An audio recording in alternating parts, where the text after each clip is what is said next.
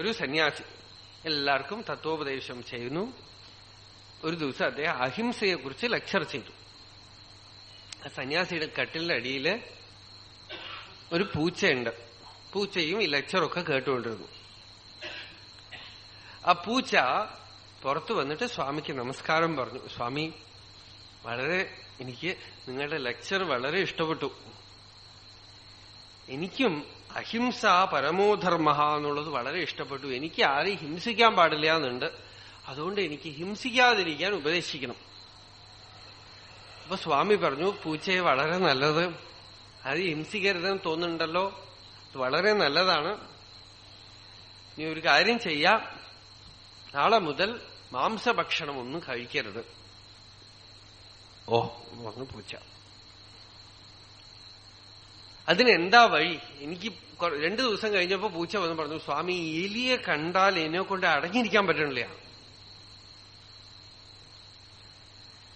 അതിനെന്തെങ്കിലും മന്ത്രം ഉപദേശിച്ചു തരൂ.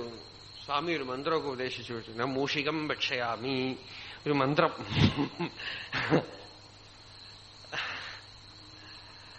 ഒരു മന്ത്രം ഉപദേശിച്ചു കൊടുത്തു. ഈ പൂച്ച ഏകാന്തത്തിലിരുന്ന് ഈ മന്ത്രം ജപിച്ചുകൊണ്ടേയിരിക്കും. ഞാൻ മൂഷികം ഭക്ഷയാമി, ദിവസം മന്ത്രജപമാണ്. പൂച്ച കൃത്യമായിട്ട് ജപിക്കുന്നുണ്ടോ സ്വാമി നോക്കിക്കോളും. ഒരു ദിവസം ഈ മന്ത്രം ജപിച്ചുകൊണ്ടേയിരിക്കുമ്പോ തന്നെ കറമുറും ശബ്ദം കേൾക്കണം. സ്വാമി നോക്കും, പൂച്ച ആസനത്തിലൊക്കെ ഇരിക്കുന്നുണ്ട്, പക്ഷെ വായിൽ എന്തോ ഉണ്ട്. എന്താണോ ചോദിച്ചു. ഇങ്ങനെ ഒരു എലി ചാടിപ്പോയി അറിയാതെ എടുത്ത് വായിലിട്ടു. സ്വാമി പറഞ്ഞു, നല്ലതായി, എന്നെ പോയി ഞാൻ അഹിംസ പഠിപ്പിച്ചുവല്ലോ, എന്നെ വേണം പറയാൻ. എനിക്കും ബുദ്ധിമുട്ടുണ്ട്. നീ അഹിംസ സ്വീകരിച്ചാൽ ഈ വീട്ടിലിപ്പോ ഞാൻ ഒഴിഞ്ഞു കൊടുക്കേണ്ടി വരും. എലികൾ അത്ര നിറയാണ്. പൂച്ചയെ ഭഗവാൻ ഉണ്ടാക്കിയിരിക്കുന്നത് തന്നെ എലി ഭക്ഷണത്തോടുകൂടിയാണ്. ഒരു ജീവി മറ്റൊരു ജീവിക്ക് മൃത്യു പ്രകൃതിയുടെ നിയമമാണത്. അഹസ്താനി സഹസ്താനാം ദ്വിപദാനി ചതുഷ്പദാം ഫൽഗൂനി തത്ര മഹതാം ജീവോ ജീവസ്യ ജീവനം. ഭാഗവതം തന്നെ പറയണതാണ്. ഒരു ജീവിക്ക് മറ്റൊരു ജീവി ജീവനമായിട്ടിരിക്കുമ്പോ അത് ഞാൻ ഭക്ഷിക്കില്ല എന്ന് പറഞ്ഞാൽ എങ്ങനെ ശരിയാവും? ഭക്ഷിക്കേണ്ടി വരുന്നു പൂച്ചയ്ക്ക്. പൂച്ചയുടെ സ്വഭാവമാണത്. അതേപോലെ അർജുനന്റെ സ്ട്രക്ചർ തന്നെ യുദ്ധം ചെയ്യാന്നുള്ളതാണ്. കുട്ടിക്കാലം മുതൽ ക്ഷത്രിയ വംശത്തിൽ ജനിച്ചു. ആരും പറഞ്ഞു കൊടുക്കാതെ വാസനയ്ക്ക് അനുസരിച്ച് യുദ്ധം ചെയ്യാനുള്ള ഫാക്കൽറ്റി അർജുനന്റെ ഉള്ളിലുണ്ട്. ദ്രോണാചാര്യർ തന്റെ ശിഷ്യന്മാർക്കൊക്കെ യുദ്ധം പഠിപ്പിച്ചു കൊടുക്കുമ്പോ, അസ്ത്രവിദ്യ പഠിപ്പിച്ചു കൊടുക്കുമ്പോ ഒരു അസ്ത്രം മാത്രം ആർക്കും പഠിപ്പിച്ചു കൊടുത്തില്ല. അതായത് ഒരിടത്തും വസ്തുവിനെ കാണാതെ അസ്ത്രം അയച്ചിട്ട് ആ വസ്തുവിന്റെ മേലെ അസ്ത്രം ഏൽക്കാനുള്ള ഒരു വിദ്യ. ഒരു പാചകക്കാരനുണ്ടായിരുന്നു ഈ വിദ്യാർത്ഥികൾക്കൊക്കെ ആഹാരം കൊടുക്കാനായിട്ട്. ആ പാചകക്കാരനോട് പ്രത്യേകം പറഞ്ഞു വെച്ചു ദ്രോണാചാര്യർ, ഒരു കാരണവശാലും അർജുനൻ ഊണ് കഴിക്കുന്ന സമയത്തോ അല്ലെങ്കിൽ എന്തെങ്കിലും വ്യവഹരിക്കുന്ന സമയത്തോ വിളക്കില്ലാതിരിക്കാൻ അനുവദിക്കുകയരുത് എന്നാണ്. വിളക്കുള്ള സമയത്ത് മാത്രമേ, അവൻ ഉണർന്നിരിക്കുമ്പോഴൊക്കെ അവന് വിളക്കുണ്ടാവണം. ഒരു ദിവസം അർജുനൻ ഊണ് കഴിക്കുമ്പോ വിളക്ക് കെട്ടുപോയി. ദ്രോണാചാര്യർ രാത്രി ഇരുട്ടത്തൊരു ശബ്ദം കേട്ടു. ഉറങ്ങി എഴുന്നേറ്റപ്പണ്ട് അർജുനൻ എവിടെയോ ഒരു മരത്തിന്റെ ചോട്ടിൽ നിന്ന് കണ്ണ് തുണി കൊണ്ട് കെട്ടിയിട്ട് അസ്ത്രം അയക്കുകയാണ് ഏതോ ഒരു ലക്ഷ്യത്തിലേക്ക്. ദ്രോണാചാര്യർ അർജുനനോട് ചോദിച്ചു, നിനക്ക് ഈ വിദ്യ ആര് പഠിപ്പിച്ചു തന്നു? അർജുനൻ പറഞ്ഞു, ആചാര്യരെ ആരും പഠിപ്പിച്ചില്ല, പക്ഷെ ഇതിന് സാധ്യതയുണ്ടെന്ന് എനിക്കിന്ന് മനസ്സിലായി. ഞാൻ ഊണ് കഴിച്ചുകൊണ്ടിരിക്കുമ്പോ വിളക്ക് കെട്ടുപോയപ്പോ വിളക്കില്ലാതെ തന്നെ കയ്യെ യാതൊരു സന്ദേഹമില്ലാതെ ആഹാരം വായിലേക്ക് കൊണ്ടുപോകണുണ്ട്. പരിശീലനം കൊണ്ട് ഇത്രയും നാച്ചുറലായിട്ട് ദൃഷ്ടിയില്ലാതെ തന്നെ അമ്പയ്യാനും കഴിയുമെന്ന് ഞാൻ ഇതുകൊണ്ടൊന്ന് ഊഹിച്ചെടുത്ത് ഒന്ന് പരിശ്രമിച്ചു നോക്കുകയാണെന്നാണ്.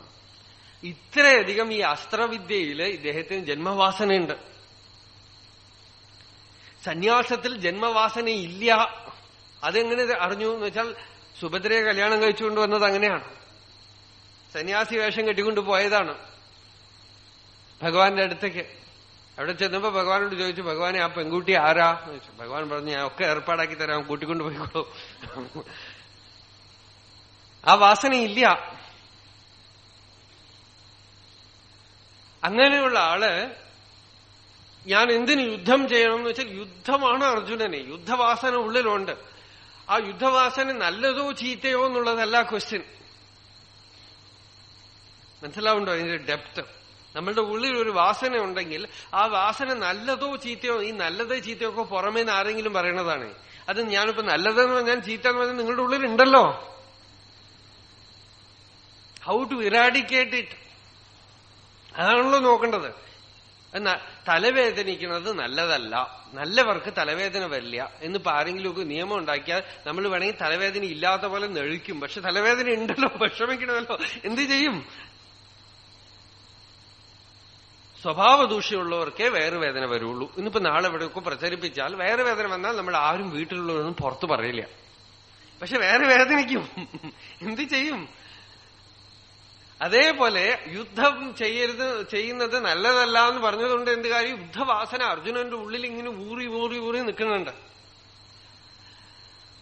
നമ്മളിൽ എന്ത് വാസനയുണ്ടോ ആ വാസന കഴുകിക്കളയണമെങ്കിൽ, ആ വാസന വീണ്ടും ആവിർഭവിക്കാതെ ഇരിക്കണമെങ്കിൽ, ആ വാസനയ്ക്കനുസരിച്ചിട്ടുള്ള ആ കർമ്മത്തിനെ നിഷ്കാമ്യമായിട്ട് ഞാൻ ചെയ്യണമെന്നുള്ള ഭാവമില്ലാതെ, അതിൽ യാതൊരു സംഘവുമില്ലാതെ ചെയ്ത് തീർക്കുകയാണെങ്കിൽ അത് ഇല്ലാതാവും. ഇതാണ് കർമ്മയോഗത്തിന്റെ ഒരു സീക്രട്ട്. സാധാരണ ലോകത്തിൽ നമ്മൾ ചെയ്യുന്ന കർമ്മമൊന്നും അങ്ങനെ ഇല്ലാതാവണില്ല. കാരണം ആഗ്രഹത്തോടുകൂടെ അതിൽ ഫലം കിട്ടണം, വീണ്ടും we have to extend that, ഇതൊക്കെ വെച്ചുകൊണ്ടാണ് ആ കർമ്മം ചെയ്യണത്. സംഘമില്ലാത്തൊക്കെ വിട്ടുപോകും. ഉത്തമ ദൃഷ്ടാന്തം പറയാം. സ്കൂളില് കോളേജില് എന്തൊക്കെയോ ഞാൻ പഠിച്ചു, ഇപ്പോ ഒന്നും ഓർമ്മയില്ല. എന്താ കാരണം എന്ന് വെച്ചാൽ അതൊക്കെ പരീക്ഷയ്ക്ക് വേണ്ടി പഠിച്ചു തീർത്താൽ മതി എന്നൊന്നും പഠിച്ചതുകൊണ്ട് അതിൽ സംഘമേ ഇല്ല. നാച്ചുറലായിട്ട് അതിൽ സംഘം ഉണ്ടായില്ല. അതൊക്കെ പരീക്ഷയ്ക്ക്, എല്ലാവർക്കും ഉള്ള ഉദാഹരണമാണത്. പരീക്ഷയ്ക്ക് വേണ്ടി പഠിച്ചതൊക്കെ നോക്കുക, ഒക്കെ പോയി. കാരണം എന്താ? വാസനയേ ഇല്ല അതില്. അത് വെറും ഒരു കർത്തവ്യം മാത്രമായിട്ട് ചെയ്തതുകൊണ്ട് എന്താ? കർത്തവ്യം കഴിഞ്ഞതോടുകൂടെ ഇറ്റ് ഡിസപ്പിയേഴ്സ്. എല്ലാവർക്കും ഇഷ്ടപ്പെട്ടു. അത് എല്ലാരും ചെയ്ത കാര്യമാണത്. എല്ലാരും ചെയ്ത കാര്യമാണത്. ഓഫീസിൽ ജോലി, ഇപ്പൊ ചിലരൊക്കെ വലിയ വലിയ ജോലിയിലുണ്ടായിരുന്നവരുണ്ട്. അവർക്കൊക്കെ അവരുടെ ആ ജോലിയിലുള്ള കാര്യങ്ങളൊക്കെ റിട്ടയർമെന്റ് ആയി ഒരു 4 വർഷം കഴിയുമ്പോഴേക്കും ഒക്കെ പോണു ബ്രെയിൻ. ഒരുപക്ഷെ അവരെ വീണ്ടും അതേ കമ്പനിയിൽ കൊണ്ടുപോയിട്ട് കാണിച്ചാൽ അവർക്ക് അവിടുത്തെ ഒന്നും മനസ്സിലാവില്ല. പലരും പറഞ്ഞിട്ടുണ്ട് ഈ ഒരു ഫിനോമിനൻ. കാരണം എന്താന്ന് വെച്ചാൽ അവരവിടെ വാസനാബദ്ധമായിട്ടല്ല പ്രവൃത്തി ചെയ്തത്. എന്തോ തൊഴിൽ ചെയ്യണം, അത് കർത്തവ്യം കാര്യമിത്യേവ യത് കർമ്മ ചെയ്തു, അത്രേ ഉള്ളൂ. അതുകൊണ്ട് എന്താ അത് പോയി. അതേപോലെ തന്നെ നമ്മളുടെ ശാരീരികമായ എല്ലാ കർമ്മങ്ങളും എന്തോ ചെയ്യണമല്ലോ എന്നുള്ള ഭാവത്തിൽ ചെയ്യുന്നതൊക്കെ നമ്മൾ വിട്ടുപോകും. ആഗ്രഹത്തോടുകൂടെ, with ambition, with desire, with craving, whatever you do it will stick to you. ഒരിക്കലും വിട്ടുപോയില്ല. അതതിന്റെ നിയമമാണ്.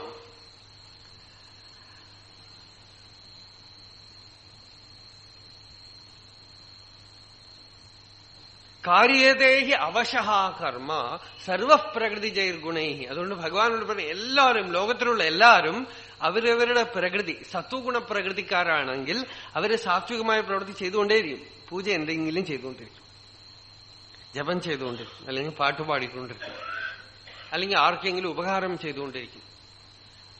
എന്തെങ്കിലും അവർക്ക് സാത്വികമായ പ്രവൃത്തി അവരുടെ സ്വഭാവമാണ്. അവരെ കൊണ്ട് രാജസ പ്രവൃത്തി ചെയ്യിപ്പിക്കാൻ പറ്റില്ല. സത്വപ്രകൃതിക്കാരെ കൊണ്ടുപോയിട്ട് യുദ്ധഭൂമിയിൽ നിർത്താൻ പറ്റുമോ? അവരെ കൊണ്ട് യുദ്ധം ചെയ്യിപ്പിക്കാൻ ഒക്കോ? അവർക്ക് യുദ്ധം ചെയ്യാനേ സാധിക്കില്ല. രാജസ പ്രകൃതിക്കാരെ കൊണ്ടുപോയി സാത്വികമായ പ്രവൃത്തി ചെയ്യിപ്പിക്കാനും ഒക്കില്ല. അപ്പൊ എന്താവും? ആ സാത്വികമായ പ്രവൃത്തിയെ അവര് രാജസമാക്കി തീർക്കും. അതാണ് ഇപ്പൊ നമ്മളൊക്കെ കണ്ടുവരുന്നത് സൊസൈറ്റിയിൽ. സാത്വികമായ പ്രവൃത്തി മണ്ഡലത്തിൽ രാജസ പ്രകൃതിക്കാർ വന്നാൽ, ശിവാനന്ദ സരസ്വതി ആരോ പറഞ്ഞു അതിന്, എന്താണ്, ഒരു വലിയ ഹോട്ടൽ ഉണ്ടാക്കാനുള്ള വാസനയുള്ള ആള് സന്യാസം എടുത്താൽ സ്വാമി എന്താവും ചോദിച്ചു. അദ്ദേഹം ഹോട്ടൽ പോലെ ഒരു ആശ്രമം തുടങ്ങുന്നു. സത്യമാണത്. അവിടെ പോയാൽ അതേ വാസന വേറെ ഒരു പരിവേഷത്തിൽ അവിടെ ആവിർഭവിക്കും. You cannot jump out of yourself. പക്ഷെ നമ്മളുടെ ഗുണഘടന നമുക്ക് മാറ്റിമറിക്കാനും ഗുണഘടനയെ കംപ്ലീറ്റ് ആയിട്ട് ഉപേക്ഷിക്കാനും നമുക്ക് കഴിയും. പക്ഷെ അതിന് എന്ത് വേണം? ഇപ്പൊ ഭഗവാൻ പറഞ്ഞ പോലെ കേൾക്കണം അർജുനൻ. അതിനാണ് ഒരു സദ്ഗുരുവിന്റെ കടാക്ഷം, കൃപാകടാക്ഷം വേണം. നമ്മളുടെ വാസനയ്ക്ക് അനുസരിച്ച് നമ്മളെ ഒരു പ്രവൃത്തിയിൽ നിയോഗിച്ച് അത് നിഷ്കാമ്യമായി ചെയ്യാൻ പറഞ്ഞു തന്ന് പതുക്കെ ആ വാസനയെ ഒഴിച്ചു മാറ്റാനുള്ള ആ സീക്രട്ടായിട്ടുള്ള അൽക്കമി എന്ന് പറയും ഇംഗ്ലീഷില്. അതായത് ഇരുമ്പിനെയോ അല്ലെങ്കിൽ ലെഡൊക്കെ സ്വർണമാക്കി മാറ്റുക. സിദ്ധന്മാരൊക്കെ പഴയ കാലത്ത് അതിന് ശ്രമിച്ചിട്ടുണ്ടെന്നാണ്. കല്ലിനെ സ്വർണമാക്കുക. അതേപോലെ അതൊക്കെ തന്നെ സിംബോളിക് ലാംഗ്വേജ് ആണ്. പ്രാകൃതമായിട്ടിരിക്കുന്ന ജീവൻ തനി തങ്കമായിട്ട് പ്രകാശിക്കാം, ജ്വലിക്കാം. അതെങ്ങനെ സാധ്യമാകും?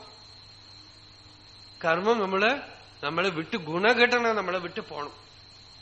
ആ ഗുണഘടന നമ്മളെ വിട്ട് മാറിക്കഴിയുമ്പോ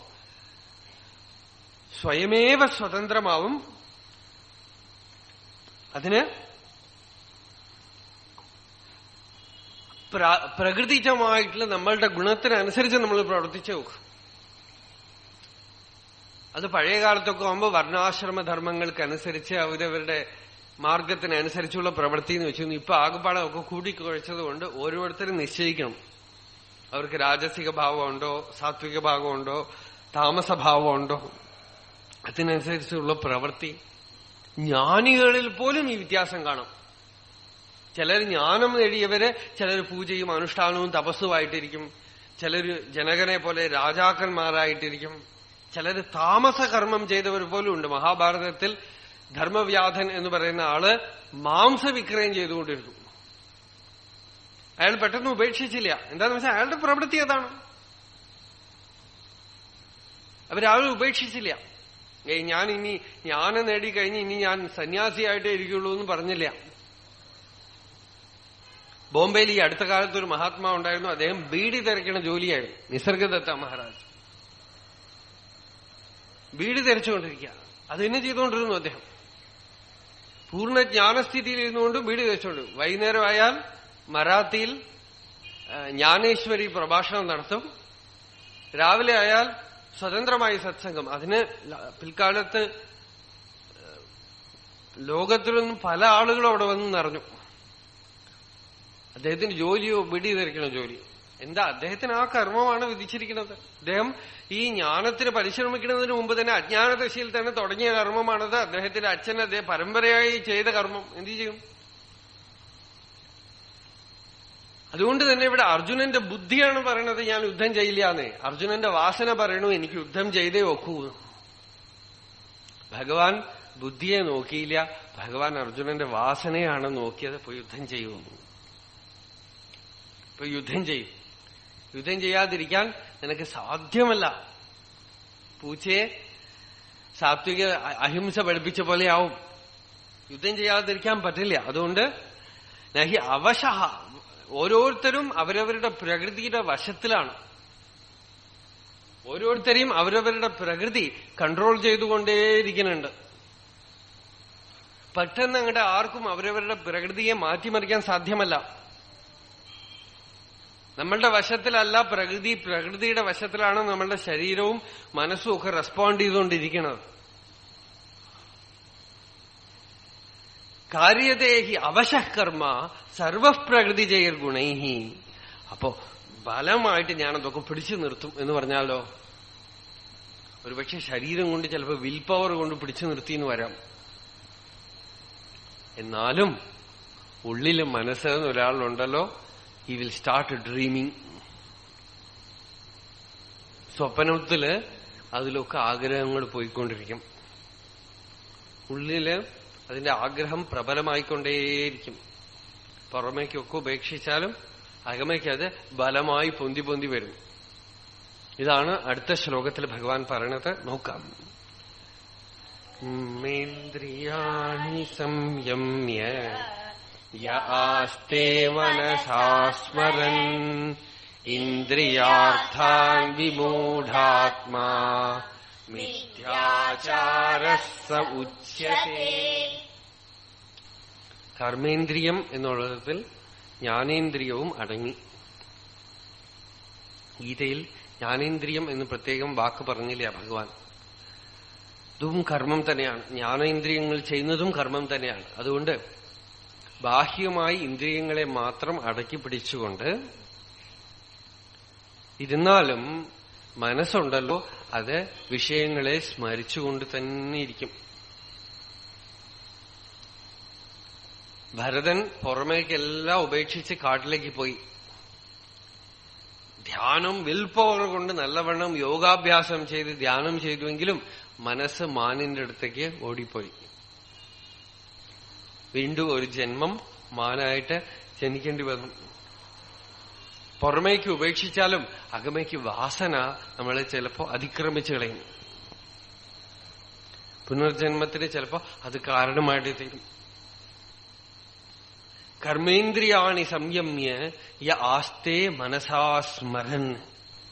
മനസ്സുകൊണ്ട് സ്മരിച്ചുകൊണ്ടേയിരിക്കുകയാണെങ്കിൽ വിമൂഢാത്മാ, അവൻ അജ്ഞാനിയാണ്. അവന്റെ ആത്മസ്വരൂപം മറയ്ക്കപ്പെട്ടിരിക്കുന്നു.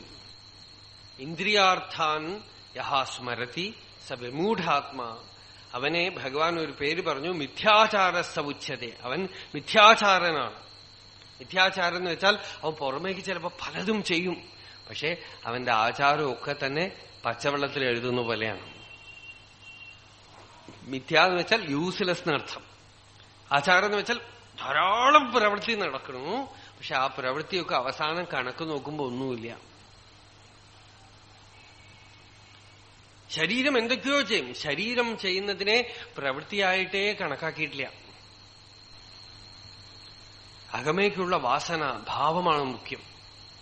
ഇപ്പൊ നാളെ ചിലപ്പോ പൂജ ചെയ്യാനുള്ള മെഷീനൊക്കെ കണ്ടുപിടിക്കും. ഇങ്ങനെ പോയൊക്കെ വേണ്ടി വരും. നമ്മളുടെ അമ്പലങ്ങളിലൊക്കെ റോബോട്ട് പൂജ ചെയ്യും.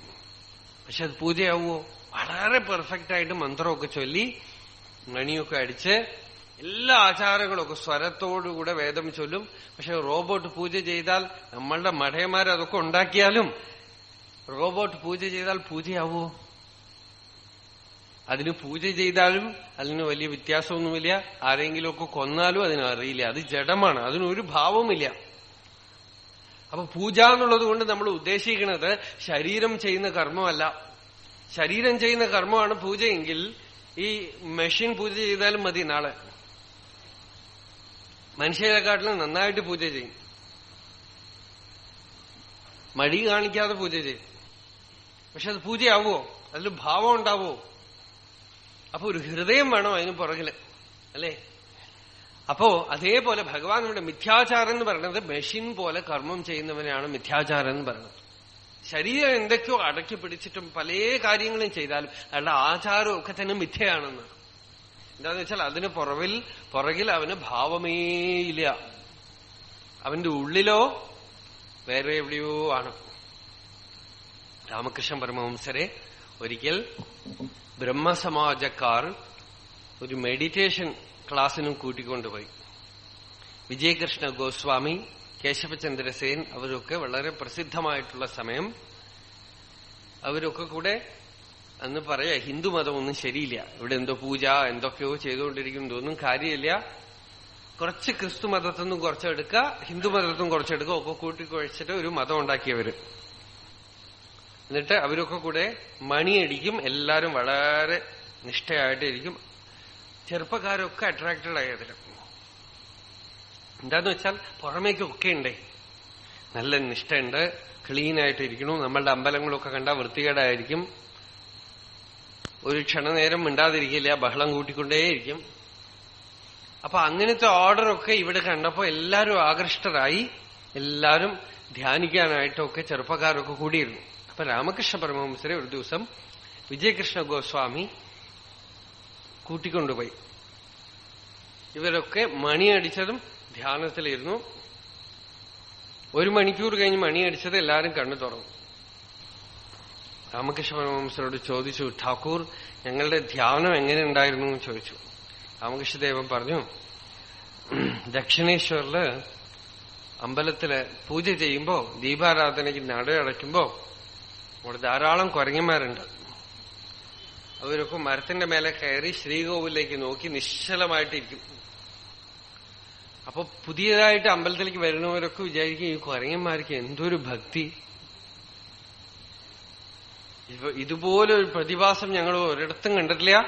അമ്പലത്തിൽ നടയടച്ചാൽ അവരൊക്കെ ശ്രീകോവിലേക്ക് നോക്കിക്കൊണ്ട് തന്നെ ചലിക്കാതെ ഇരിക്കണു. അവിടെ ഉള്ളവർക്കേ അറിയുള്ളൂ ഇവരെന്തിനാ ഇരിക്കണതെന്ന് വെച്ചാൽ നട തുറന്ന ഉടനെ ആ പ്രസാദം പുറത്തേക്ക് എടുത്തു വെക്കും. അത് കൈയിട്ട് വരാനായിട്ട് റെഡിയാവുകയാണ്. അതുപോലെയായിരുന്നു ഇവരുടെ ധ്യാനമൊക്കെ എന്നാണ്. വാസനാക്ഷയം ഉണ്ടാകുമ്പോ ഉള്ളിൽ സ്വയമേവ ധ്യാനം ഉണ്ടാകും. വാസന അനുദയോ ബോധ ഉപരഥേസ്തു പരമാവധി എന്നാണ് വിവേക ചൂടാമണിയിൽ ഹരിസ്വാമികൾ പറയാണ്. വാസന അനുദയോ ഭോഗ്യേ, ഭോഗ്യ വിഷയങ്ങൾ വാസന ഉദിക്കാത്ത സ്ഥിതിക്ക് പേര് ഉപരത്തി. അത് തന്നെ ധ്യാനം. നമ്മൾ എത്രയോ അനുഭവിച്ചു കഴിഞ്ഞ വിഷയങ്ങൾ, ആ വിഷയങ്ങളിലൊന്നും തന്നെ ഇനി അനുഭവിക്കണം എന്ന രീതിയിൽ ഒരു വാസന ഉദിക്കാതെ ഇന്ധനം കഴിഞ്ഞ അടുപ്പ് മാതിരി. വിറകില്ല, അതുകൊണ്ട് തീ കെട്ടുപോയി, ഇനി തീ ഉണ്ടാവാനേ സാധ്യതയില്ല. അങ്ങനെ നിരന്തരമായ സ്ഥിതിയെ ധ്യാനം എന്ന് വിളിക്കണം. വാസനാശൂന്യമായ സ്ഥിതി. ആ വാസനാശൂന്യമായ സ്ഥിതി, അതിനെ തന്നെ നൈഷ്കർമ്മ്യ സ്ഥിതി എന്നും ഭഗവാൻ പറഞ്ഞു. ആ വാസനാക്ഷയം അകമേക്ക് വന്നാൽ പുറമേക്ക് സദാ ശരീരം കൊണ്ട് പ്രവർത്തിച്ചുകൊണ്ടേയിരുന്നാലും അകമേക്ക് സദാ നിശ്ചലത ഉണ്ടാവും, ധ്യാനം ഉണ്ടാവും, ആത്മാനുഭവം ഉണ്ടാവും. ജ്ഞാനികൾ എപ്പോഴും അവർ പ്രത്യേകിച്ച് കണ്ണടച്ചിരുന്നിട്ടില്ലെങ്കിൽ പോലും സദാ ധ്യാനത്തിലാണ്. നേരെ മറിച്ച് വാസനാബദ്ധനായ മനുഷ്യൻ സദാ ഇങ്ങനെ കണ്ണടച്ച് പദ്മാസനത്തിൽ ഇരുന്നാലും ഉള്ളിൽ ഈ വാസനകൾ ഒഴുകിക്കൊണ്ടേ നടക്കും. നമ്മള് പുറമേക്ക് ഇന്ദ്രിയങ്ങളെ നിയന്ത്രിച്ചാൽ അകമേക്ക് പ്രബലമായിട്ട് ഈ വാസന പൊന്തി വരും. ബോധപൂർവം സ്ഥിതപ്രജ്ഞലക്ഷണം പറയുമ്പോൾ ഭഗവാൻ ഇതിന് വഴി പറഞ്ഞു. ബോധപൂർവം വ്യവഹാരമണ്ഡലത്തിൽ രാഗവും ദ്വേഷവും ഇല്ലാതെ സുഖമാവട്ടെ ദുഃഖമാവട്ടെ വിഷയങ്ങളെയൊക്കെ നമ്മളിൽ നിന്നും തുടച്ചു നീക്കണം. ജാഗ്രത അവസ്ഥയിൽ ഭഗവാന് അർപ്പിതമായ ജീവിതത്തോടുകൂടെ ശരണാഗതിയോടുകൂടെ നാമസങ്കീർത്തനം, ജപം, ധ്യാനം, ഭഗവത് കൈങ്കര്യം, ഈ ചര്യകളൊക്കെ അഭ്യസിച്ചുകൊണ്ട് തന്നെ പതുക്കെ പതുക്കെ പതുക്കെ രാഗം ദ്വേഷം ഉള്ളിൽ നിന്ന് നീക്കുകയാണെങ്കിൽ ധ്യാനം എന്നുള്ളത് നമ്മൾ ഉണ്ടാക്കേണ്ട, ധ്യാനം ആവിർഭവിക്കും.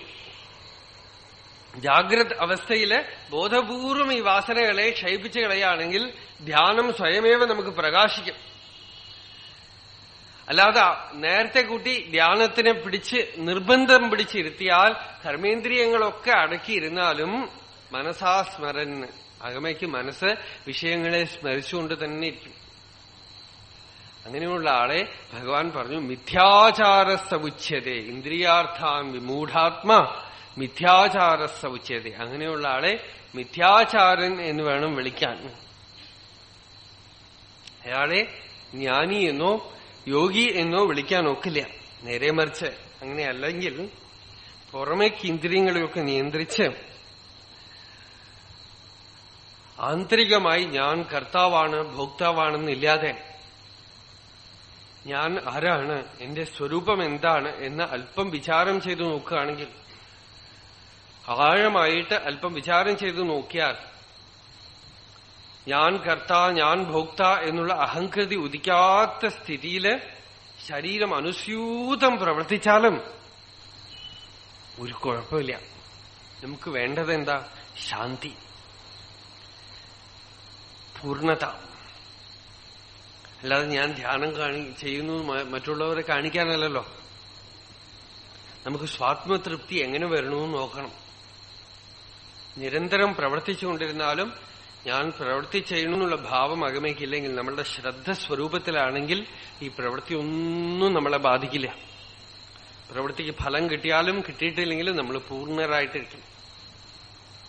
പുറമേക്ക് ഭിക്ഷ എടുക്കണവരായിട്ടിരിക്കില്ല. നമ്മൾ പ്രവൃത്തിയിൽ ആനന്ദമില്ലായ്മയാണ്. നമ്മളിൽ ആനന്ദമില്ലാത്തതുകൊണ്ടാണല്ലോ നമ്മൾ ഭിക്ഷക്കാരായിട്ട് നടക്കുന്നത്. ഒരുപക്ഷെ നമുക്ക് കയ്യിൽ ഭിക്ഷാപാത്രം ഇല്ലായിരിക്കാം, ഉള്ളിൽ ഭിക്ഷാപാത്രമുണ്ട്. ഉള്ളിലുണ്ട് ഒരു ബെഗിങ് ബൗൾ. ദേഹി ദേഹി, നമ്മളുടെ ഏത് സ്തോത്രം വേണമെങ്കിൽ എടുത്തു നോക്കിക്കോളൂ. ദേഹി ദേഹി ദേഹി ദേഹി. എത്ര ദേഹി കഴിഞ്ഞാലും പോരാ. അതുകൊണ്ടാണ് നമുക്ക് ഈ ദേഹം വന്നുകൊണ്ടേയിരിക്കുന്നത്.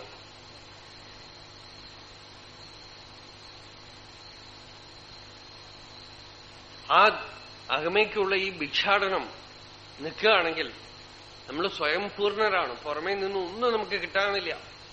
നമ്മളെ ഈ ശരീരമാണെന്ന് തെറ്റിദ്ധരിച്ച് ഞാനൊരു വ്യക്തിയാണെന്ന് ധരിച്ചുകൊണ്ടാണ് ഈ ദുഃഖം.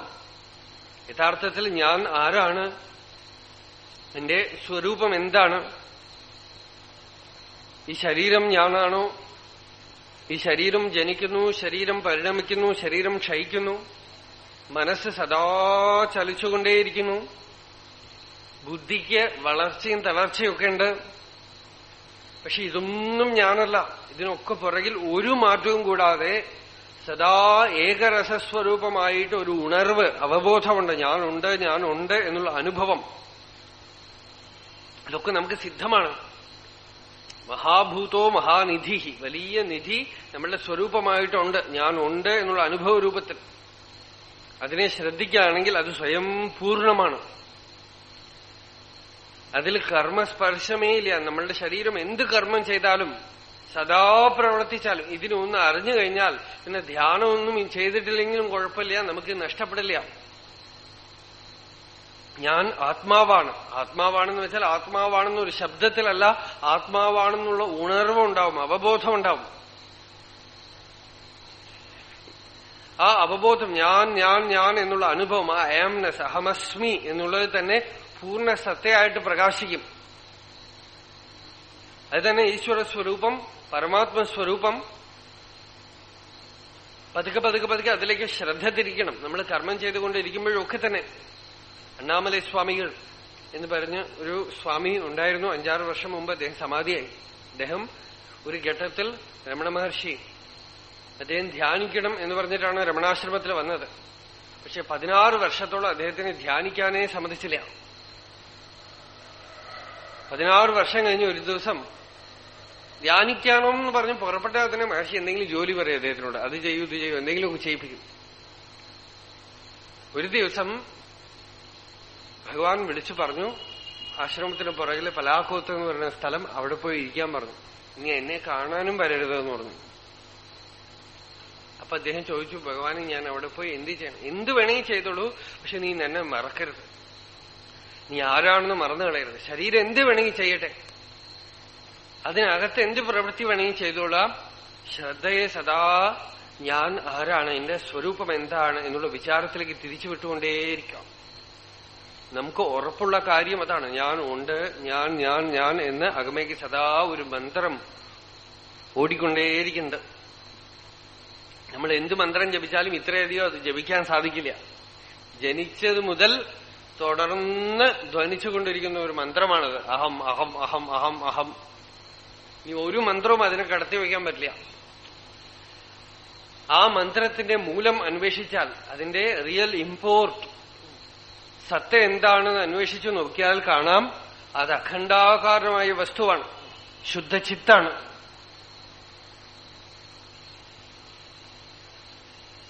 അത് ഈശ്വരസത്തയാണ്. നമ്മൾ എന്തൊക്കെ മന്ത്രജപമൊക്കെ ചെയ്യുകയാണെങ്കിലും ജപം ചെയ്തുകൊണ്ടേയിരിക്കുമ്പോൾ ഒരു ക്ഷണനേരം നിർത്തിയിൽ ജപിക്കുന്ന ഞാൻ ആരാണ് ഒന്ന് ശ്രദ്ധിച്ചു നോക്കാം. എല്ലാ ജപവും അവസാനം അജപാജപം എന്ന് പറയും. അജപാജപം എന്താന്ന് വെച്ചാൽ ഈ മന്ത്രം തനിയെ ഓടലാണ് അജപാജപം എന്ന് പറയും. അതല്ല, ജപിക്കാതെ ഒരു ജപം നമ്മളുടെ ഉള്ളിൽ നടക്കുന്നുണ്ട്, വിത്തൗട്ട് വൊളിഷൻ. ഒരു ധ്വനി, ആ ധ്വനി ഞാൻ എന്ന് നമ്മൾ മലയാളത്തിൽ പറയണു, ഏത് ഭാഷയിൽ പറഞ്ഞാലും വേണ്ടില്ല, ആ ഒരു ധ്വനി, ഒരു സ്പന്ദനം, എക്സ്പീരിയൻസ് ഓഫ് എ സെന്റർ. ആ സെന്റർ അത് ഈശ്വരന്റെ സെന്ററാണ്, നമ്മളുടെ സെന്ററല്ല.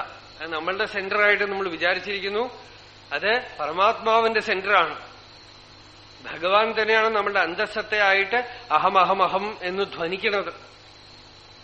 ആ ധ്വനി നമുക്ക് സർവഥാ സിദ്ധിക്കുകയാണെങ്കിൽ അത് ആനന്ദസ്ഫൂർത്തിമയമാണ്, അത് സ്ഫൂർത്തിമയമാണ്. അത് സർവഥാ സിദ്ധിക്കുകയാണെങ്കിൽ, ശരീരം സദാ വ്യവഹരിച്ചുകൊണ്ടിരിക്കുകയാണെങ്കിലും എന്തൊക്കെ പ്രവൃത്തി ചെയ്തുകൊണ്ടിരിക്കുകയാണെങ്കിലും ഈ ധ്വനി നമ്മളെ വിട്ടുപോവാതെ നിൽക്കും.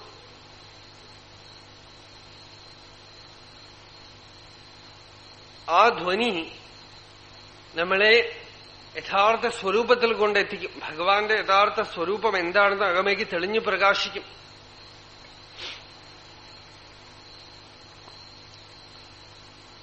അതാണ് ആത്മാനം ഈക്ഷേത് പരം പ്രപശ്യേത്. തന്നെ താൻ കണ്ടാൽ പരമാത്മാവിനെ കണ്ടു. തന്റെ യഥാർത്ഥ സ്വരൂപം എന്താണെന്ന് അറിഞ്ഞാൽ ഭഗവാനെ അറിഞ്ഞു. താൻ ആരാണെന്ന് അറിഞ്ഞാൽ ഈശ്വരനും അറിയപ്പെട്ടിരിക്കുന്നു. കാരണം ഈശ്വരൻ നമ്മളിൽ താനായി ജ്വലിച്ചുകൊണ്ടിരിക്കും. നമ്മളുടെ സത്തയായി, നമ്മളുടെ സ്വരൂപമായിട്ട് ജ്വലിക്കുന്നു ഭഗവാൻ. ഇപ്പൊ സ്വരൂപത്തിനെ അറിഞ്ഞാൽ ഭഗവാനെ അറിഞ്ഞു. ആ സ്വരൂപശ്രദ്ധ വിടാതെ എന്തു പ്രവൃത്തി ചെയ്യുകയാണെങ്കിലും, അത് അടുക്കള പണിയായാലും ശരി, യുദ്ധമായാലും ശരി.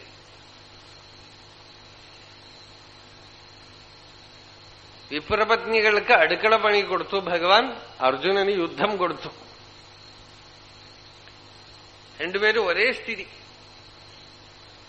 ഈ ആത്മസ്ഥിതിയിൽ നിന്നുകൊണ്ട് യുദ്ധം നിന്റെ സ്വധർമ്മമാണെങ്കിൽ ചെയ്യാം, അടുക്കളപ്പണി സ്വധർമ്മമാണെങ്കിൽ ചെയ്യാം, വൈദിക കർമ്മം സ്വധർമ്മമാണെങ്കിൽ ചെയ്യാം, എന്ത് വേണമെങ്കിൽ ശരീരം ചെയ്യാന്ന് വെച്ചപ്പോ ഞാൻ വാക്കുകൊണ്ട് പറയുന്നു, എക്സ്പ്രസ് ചെയ്യാൻ വരെ വാക്ക്. അത് അറിഞ്ഞാൽ ഇത് തനിയെ ചെയ്യും. ഗീത ഉപദേശിക്കുന്നത് അർജുനനെ കൊണ്ട് യുദ്ധം ചെയ്യിപ്പിക്കാനല്ല, ആത്മസാക്ഷാത്കാരം ഉണ്ടാക്കാനാണ്. ആത്മസാക്ഷാത്കാരം ഉണ്ടാക്കിയാൽ അർജുനൻ തനിയെ യുദ്ധം ചെയ്യും. തന്റെ സ്വധർമ്മം ചെയ്യാനുള്ള തടസ്സത്തിനെ നീക്കാൻ മാത്രമാണ് ഉപദേശം. ഉപദേശം കൊണ്ട് ആ തടസ്സം നീക്കിയാൽ നമ്മൾ എന്ത് ചെയ്യാനാണോ ഇവിടെ പറഞ്ഞിരിക്കുന്നത് നമ്മൾ തടസ്സം കൂടാതെ ചെയ്യും. സ്വധർമ്മം ഭംഗിയായിട്ട് നടക്കും. അപ്പോ ഭഗവാൻ പറഞ്ഞു, അർജുന, അതുകൊണ്ട് പുറമേക്ക് ഉപേക്ഷിക്കല് അല്ല, അകമേക്ക് അഹങ്കാരമില്ലാതായാൽ കർമ്മേന്ദ്രിയങ്ങൾ കൊണ്ട് നിരന്തരം പ്രവർത്തിച്ചാലും സവിശിഷ്യത. അടുത്ത ശ്ലോകം അതാണ് ഭഗവാൻ പറയണത്. അയാൾ വിശിഷ്ടനാവുന്നു, എന്നുവെച്ചാൽ അയാൾ യോഗിയാവുന്നു. അയാൾ യാതൊന്നും ബന്ധിക്കില്ല. നാളെ തുടർന്നത് കാണാം.